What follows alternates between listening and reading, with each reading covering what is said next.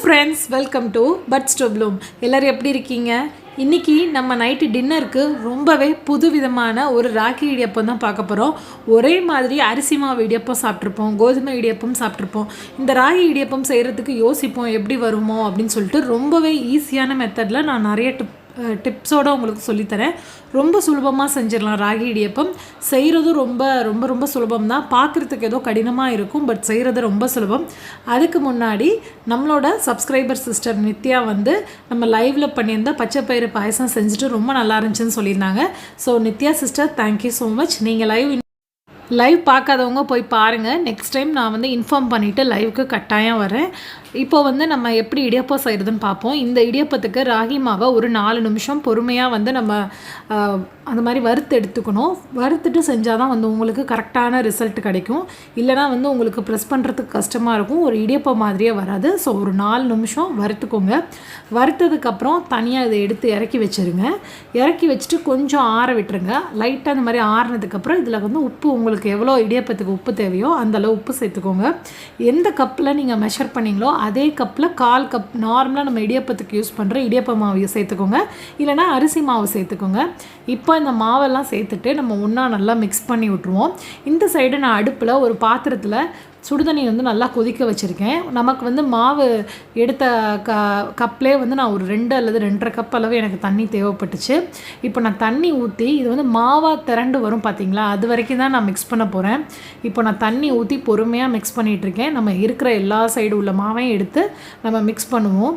இப்போ நான் எடுத்திருக்க அளவுக்கு வந்து கரெக்டாக 8 இடியப்பம் வரும். நான் வந்து 1 கப் ராகி மாவு, 1/4 கப் அரிசி மாவு எடுத்திருக்கேன். இதுக்கு தாராளமாக வந்து உங்களுக்கு 8 இடியப்பம் வந்துடும். இப்போ நம்ம என்ன செய்கிறோம்னா அந்த தண்ணிலாம் நல்லா ஊற்றி மிக்ஸ் பண்ணிக்கிட்டு இருக்கோம். மிக்ஸ் பண்ணிவிட்டு அப்படியே பார்த்திங்கன்னா அது மாவு கரெக்டாக திரண்டு ஃபார்ம் ஆகி வரும். அந்த ஃபார்ம் ஆகி வர்ற ஸ்டேஜில் நம்ம என்ன பண்ண போகிறோம்னா மூடி வச்சுட்டு ஒரு 5 மினிட்ஸ் போல் வெயிட் பண்ணுவோம். இப்போ இந்த மாதிரி மாவு திரண்டு வந்துருச்சு. இதை மூடி போட்டுருங்க. மூடி போட்டுட்டு ஒரு 5 நிமிஷம் அல்லது 10 நிமிஷம் கழித்து ஓப்பன் பண்ணிங்கன்னா இந்த மாவை வந்து நமக்கு பிசைகிறதுக்கு கரெக்டாக இருக்கும். இதுக்கப்புறம் நம்ம என்ன செய்ய போகிறோம்னா கையில் லைட்டாக எண்ணெய் தொட்டுக்குங்க.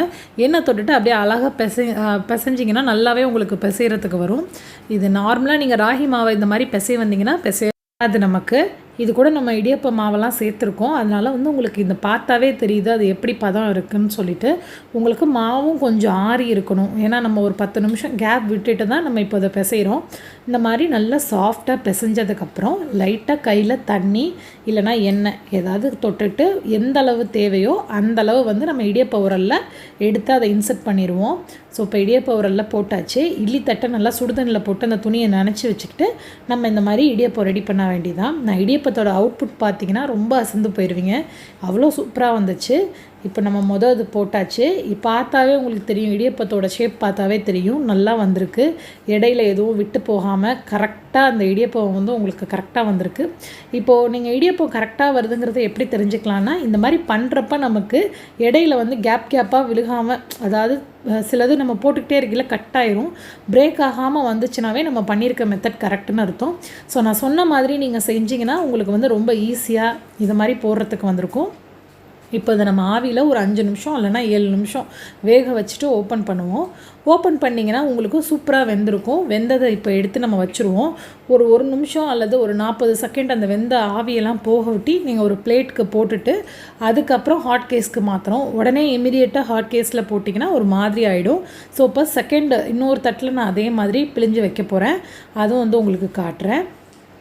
ஸோ பிழியறதுக்கு ரொம்ப கம்ஃபர்டபுளாக வருது, ரொம்ப கஷ்டமாலாம் இல்லை, ரொம்ப ஈஸியாக இருக்குது பிழியறதுக்கு. மாவு ரொம்ப கெட்டியாகவும் இருக்கக்கூடாது, ரொம்ப தண்ணியாகவும் இருக்கக்கூடாது. ஸோ அந்த கன்சிஸ்டன்சி மட்டும் நீங்கள் அட்ஜஸ்ட் பண்ணிக்கோங்க. இப்போ நமக்கு இந்த மாவு எல்லாத்தையும் பிழிஞ்சு நம்ம இதையும் வச்சிடலாம். நான் சொன்ன மாதிரி ஒரு 8 இடியப்பம் வந்து 1 கப்பு ராகி மாவுக்கு 8 இடியப்பம் வரும். ஸோ நம்மளோட ராகி இடியப்பத்தை பாருங்கள், ரொம்ப சூப்பராக வந்திருக்கு. கட்டாயம் இன்றைக்கி நைட்டு டின்னருக்கு வீட்டில் வந்து ஒரு வெளியில் எங்கேயும் கடைக்கு போய் வேறு திங்ஸ்லாம் வாங்கிட்டு வராமல் வீட்டில் இருக்க திங்ஸ் வச்சுட்டு ஒரு சூப்பராக ஒரு டின்னர் பிரேக்ஃபாஸ்ட்டு வந்து ரெடி பண்ணிடலாம். கட்டாயம் ட்ரை பண்ணிவிட்டு எப்படி இருந்துச்சுன்னு சொல்லுங்கள். மறக்காமல் நம்ம சேனல் பட்ஸ் டு ப்ளூமை சப்ஸ்கிரைப் பண்ணிக்கோங்க. கூடவே பக்கத்தில் இருக்க பெல் ஐக்கானையும் கிளிக் பண்ணிக்கோங்க. தேங்க்யூ.